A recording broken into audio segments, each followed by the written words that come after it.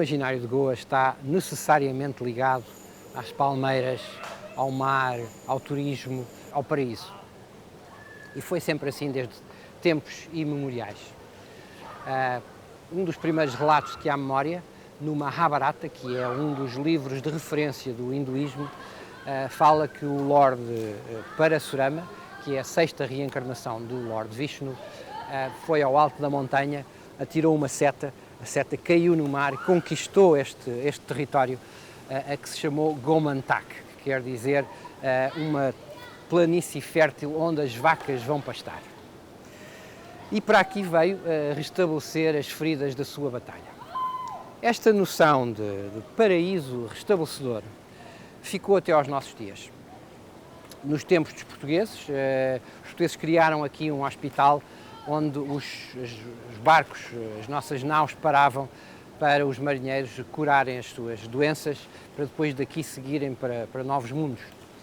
Mais tarde, na geração do Make Love Not War, foram os americanos que, depois da Guerra do Vietnã, foram os hippies que fizeram de Goa uma das rotas, um dos paraísos, um dos locais onde vinham meditar e procurar paz. E hoje são os israelitas que, depois da Guerra do Médio Oriente, vêm para Goa à procura também de paz e de um sítio onde curar os males da guerra.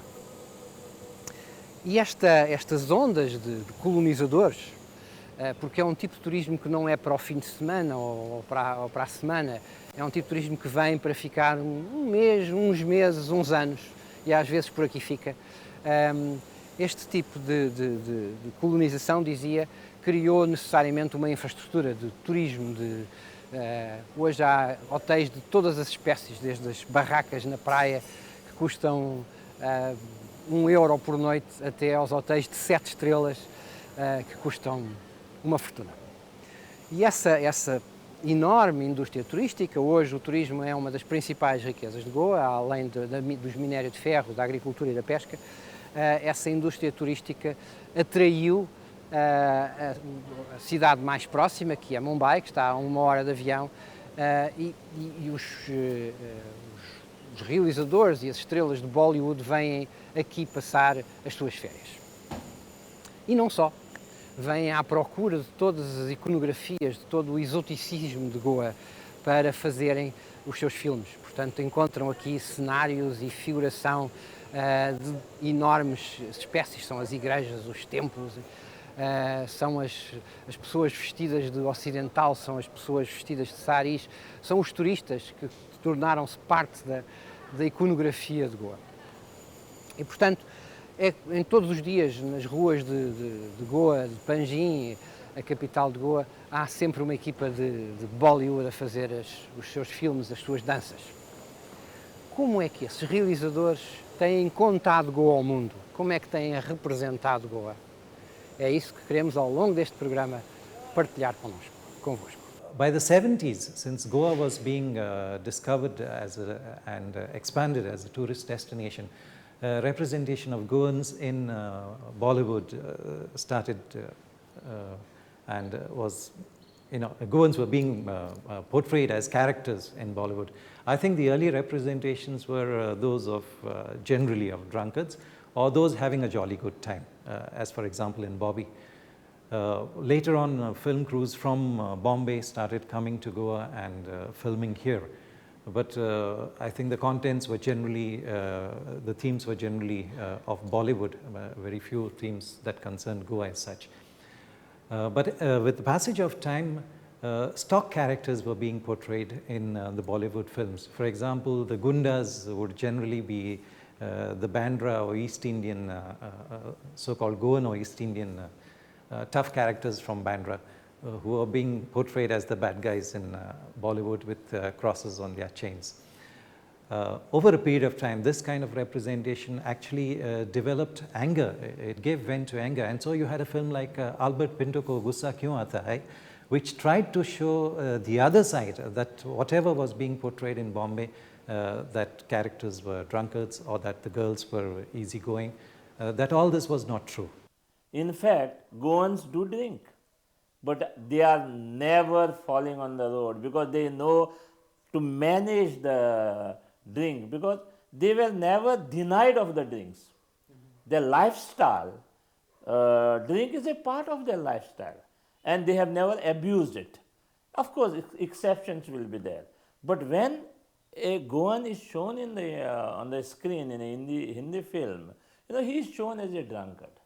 This is one thing where the whole atmosphere about Goa and Goans is vitiated by these people. Secondly, if there is a Goan, any Catholic, basically Catholic, he is shown as a villain, a troublemaker, again affecting. In fact, we are Susagat people, we are calm people, we are believing in non-violence, everything. But the character of a Goan which is shown will be highly volatile, highly abusive, highly violent. I think without knowing the real culture of Goa, these people are projecting Goans in order to have a good effect on the market. Yeah, drama is always, or theatre, always gives you an illusion of reality. Film also gives you an illusion of reality.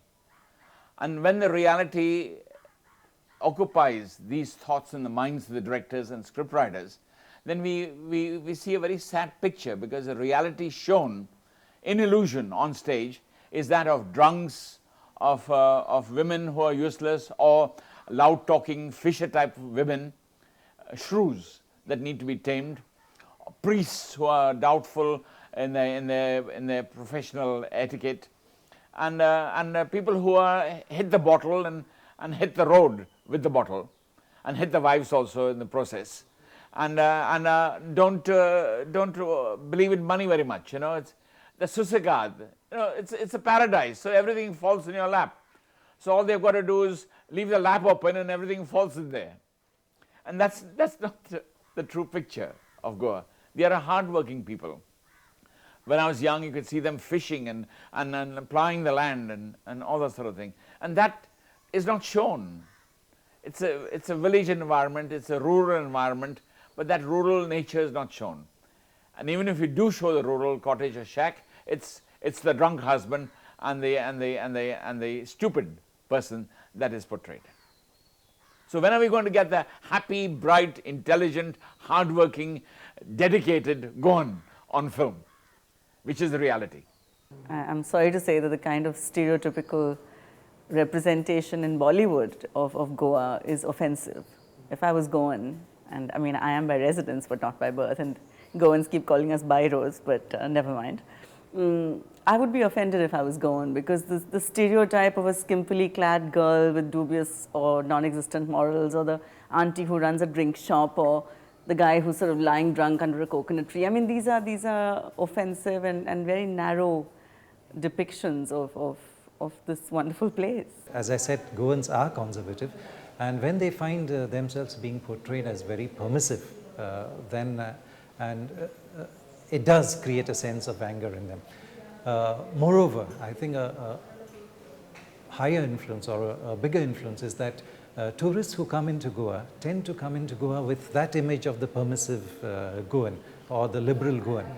And therefore, there have been several cases where there has been misbehavior with local girls, and that is what has kind of rankled on the nerves of Goans. They've not liked this, and because it has been Bollywood that has portrayed this liberal image of Goans, I think Goans have taken strong exceptions to that false image being portrayed. And that's exactly it. Foreigners come here, they get involved in various nefarious activities, and that is portrayed on film, and that is Goa. There are dozens of films, Hindi films, which has created this mess as far as Goa, character of Goans, and the whole image of Goa is concerned. It's a pity that we do not have actual Goan filmmakers in love with Goa making Goan films. We have instead Bollywood filmmakers who come to Goa and represent Goa. Houveram muito poucos filmes que saíram da Goa, né? Que foram feitos em Goa por goeses, pelos goeses. E eu acho que o melhor era A Mexer no Chip, que saiu há muitos anos. E isso mostrou uma Goa e um goês Aqui mais uma vez era um filme muito cristão, de goiês cristão. O programa mostrou esta cultura goesa. Yes, I think some of the older films, Nirmon and Amche Noshib, really represented Goa as Goa should be. You know, with this, even though it's in black and white, you can see the happiness of this place, even though the stories are quite sad. The music is bright and even continues to this day. And though the films are in black and white, it shows that happiness is possible in Goa. It is not a place for death, dying and dark deeds.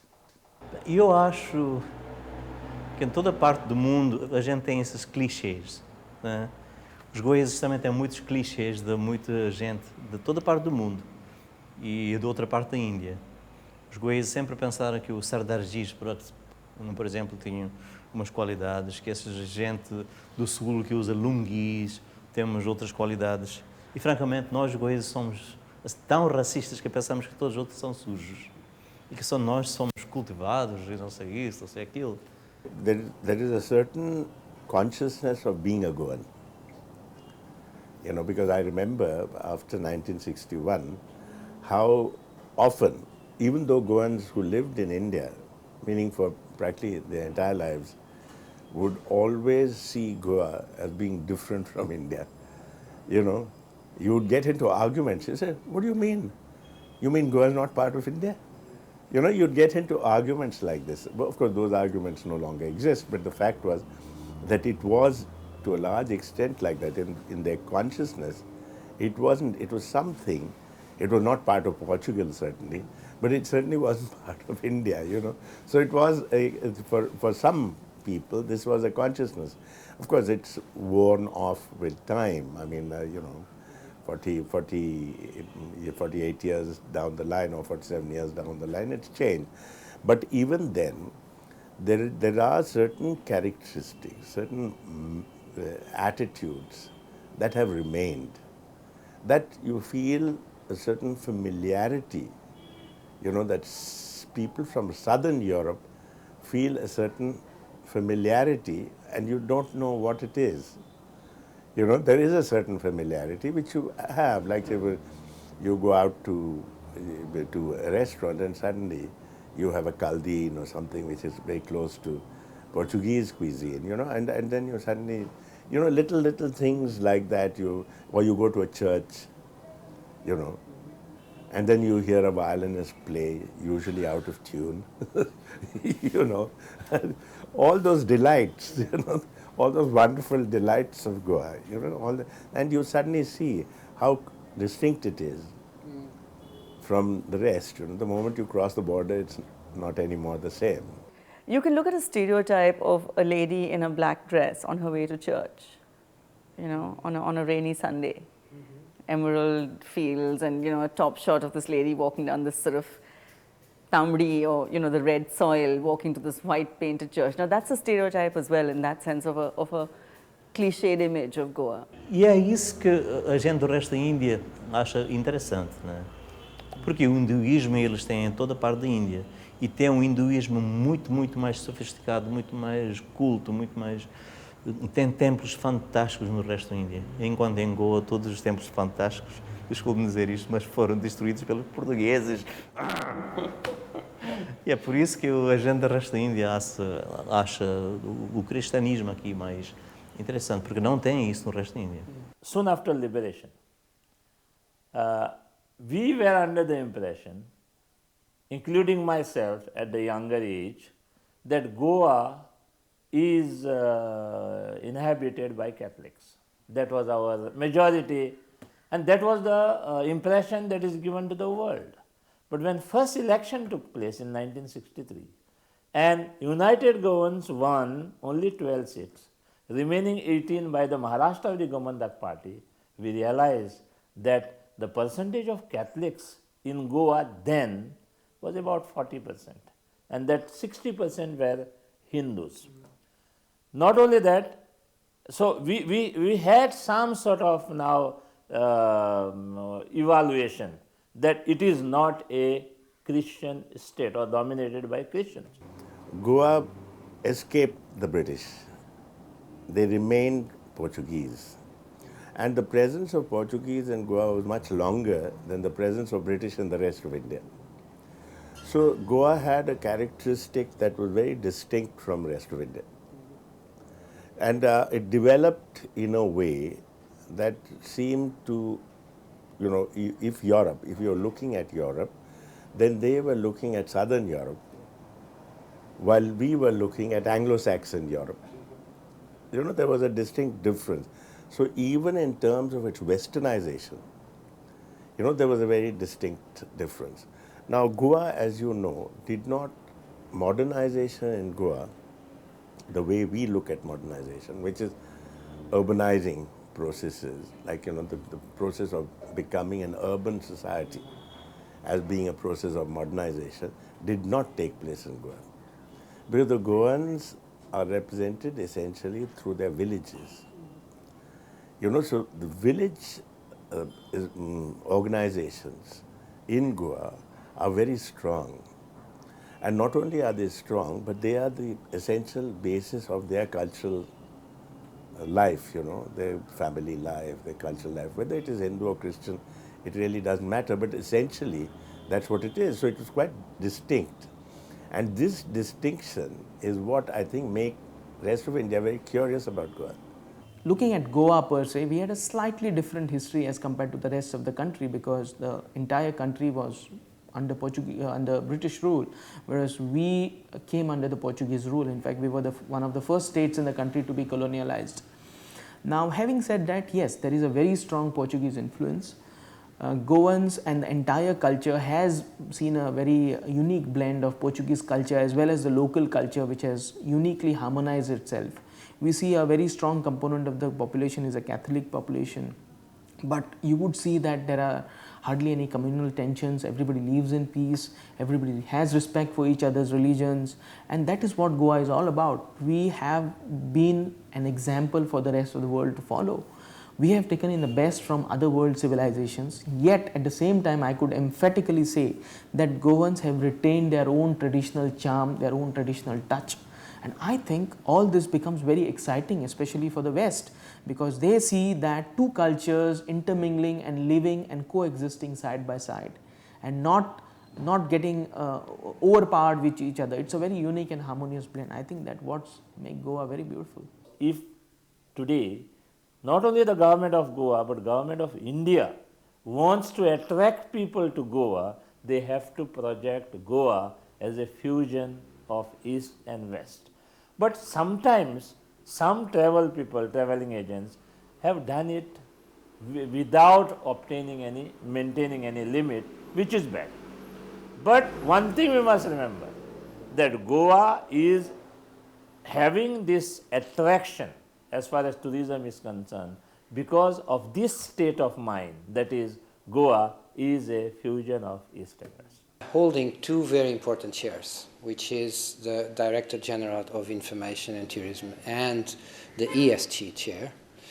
In a way, I dare say that, but please correct me, that you are responsible for the policy of how to brand Goa, how to export inside India and outside India a certain Goa. What is that Goa that you are trying to brand with a certain policy, and what is that policy? Well, the Goa that we are trying to brand is a very, very beautiful Goa. It's the Goa which lives in the villages.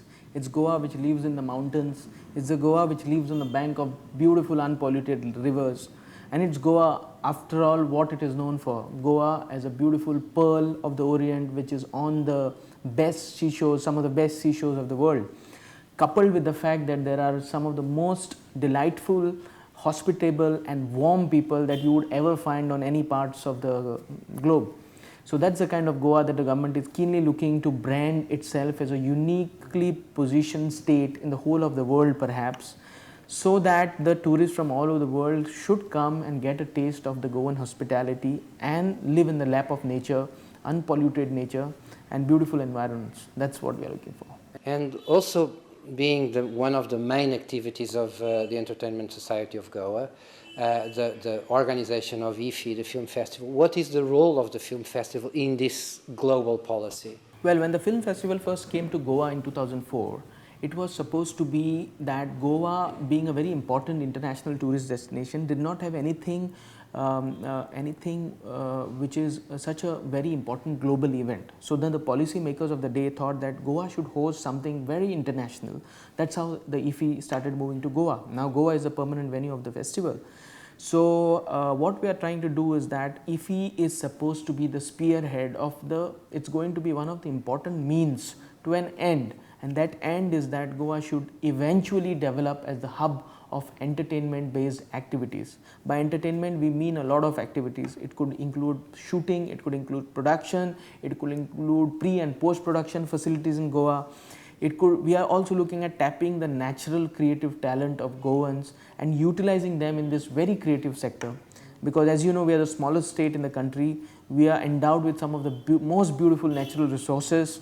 So we are all trying to have a sustainable development, and the only way this can be done is by allowing in industries like the entertainment industries, which can be a very high paying proposition for the locals. It can retain local talent, yet at the same time it is non-polluting. It does not require lots of amount of power and electricity. It does not want huge amount of land. All these factors, if you must be noticing, are responsible for what is called as the locals rising up against this. Furious voices are being raised against these mega development projects, as they are termed as. Entertainment industry is the best suited for the Goan psyche, for the Goan state, and for the overall development of the state. So Goa government is now placing its thrust on getting the entertainment industry in the state. So as a producer, you've been hosting a lot of Bollywood films. What kind of backgrounds and actors are they searching?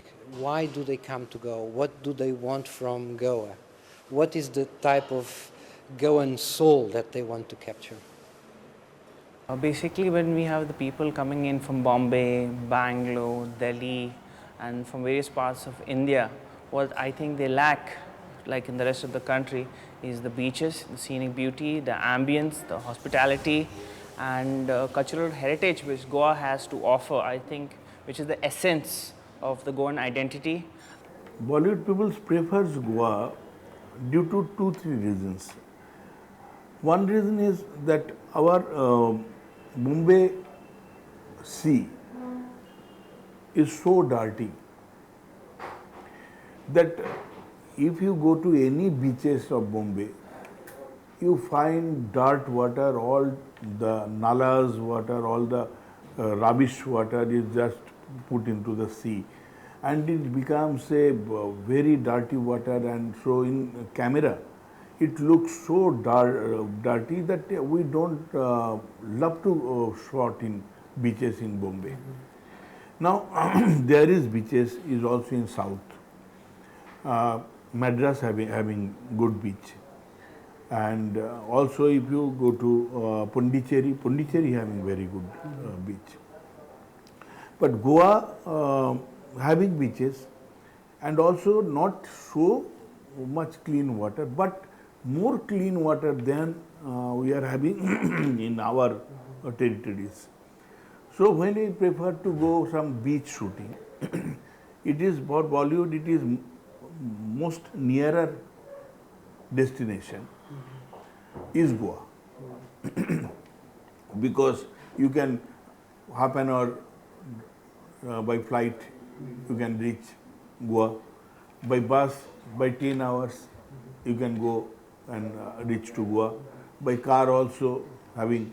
So the reaching Goa is so nearer from Bollywood that to go Madras, to go Pondicherry, again having all sorts of difficulties in the distance. So one of the definite point is that Goa having beaches nice, clean, and also having a water more clearer than our water. If you go to any part of Goa and any place, suppose if one village you visit, at least you will get 5 things. First thing is you will get a local market, fish market, vegetable market, everything. Secondly, you will get a bar. Thirdly, you will get a cross. Fourthly, you will get a temple. And fifth is the beauty of the place. So that is the reason why Now people are going inside the villages to shoot because they get all different things whatever they want at one particular location. They don't have to go to any other location. So that is the only speciality they find.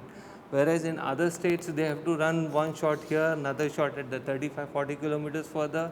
So here they do it within the range of 10 kilometers.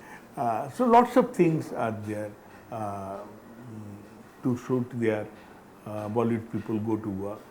Destination, good beaches, more clean water, fort, greeneries, old churches, temples, and people definitely. They are all loving people and all cooperating people. The scenic beauty, the backdrop, the people there, and if you got the right season, the light, all the three things are very good there. It's a peaceful surrounding, not much of a traffic, not too many people. They shown Goans to be habitual drunkards. You know, when you see in a Hindi movie, you say Anthony or Pedro, and then you talk, yeah, this is a Goan name and he's from Goa, and I think that's wrong. And otherwise, it's been appropriately captured, except for this. What is it about Goa that makes people want to do nasty topics here? When we have nice people, nice environment, a nice atmosphere, nice social, physical, spiritual setting and environment, and then the films produced and the image conveyed is negative. It really upsets me. You see some people have portrayed Goa in a nice way. You see Trikal, you see Bhumika by Shyam Babu, who has done it. So there are good film producers and directors who want this type of Goa. Bollywood, from the very beginning, I can say they have done a lot good also, and they have done a lot bad also. They have even stolen some of our folk songs, some of our music without any permission of anybody. But at the same time, they have also projected, they have done very, you can say, exclusive. Some of the movies are exclusively shot in Goa. Even now the trend is to shoot more and more movies in Goa because of the unique nature of what Goa is. Goa's great churches, such as Say Cathedral and the Basilica of Bom Jesus, draw pilgrims and visitors from all over the world.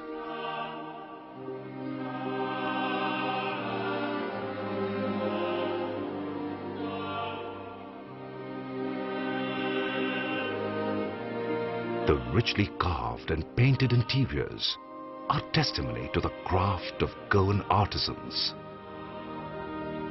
So the heritage, which is an outcome of the Portuguese rule, is ours today. It is for us to keep. So there is no dispute about that. And when something is ours and is accepted as ours, there is no problem in projecting it to the world that it is ours. So all said and done, it has been an outcome of the Portuguese rule, and it is there to stay, and it will be preserved. I think the attraction for the other is always very, very big, no matter what culture you're from. I mean, people from the West are attracted to the East. So having said that, I don't think that for Indian filmmakers, the attraction for Goa is the westernization in that sense, but it's the sort of Indian westernization, if you would call it, of a lifestyle that definitely is different from anywhere else in India, which you can see in Goa quite easily. Mas afinal, em que é que ficamos? É a Goa do Oriente, com os templos e os saris? É a Goa branca e dourada das igrejas e dos altares? Acho que a melhor solução é vir até cá, traga a sua câmara digital, faça o seu próprio filme, construa a sua própria representação, faça a sua própria mitologia de Goa. Mas cuidado, estamos em plena época de monções, de modo que chuvas é o que por aqui há. Hoje tivemos sorte com um bocadinho de sol, mas esta ideia de sol e praias provavelmente, se vier agora, vai por água abaixo. De Goa para a RTPi, Francisco Veres Machado e na linha Elvino de Sousa e Judo Fernandes na imagem.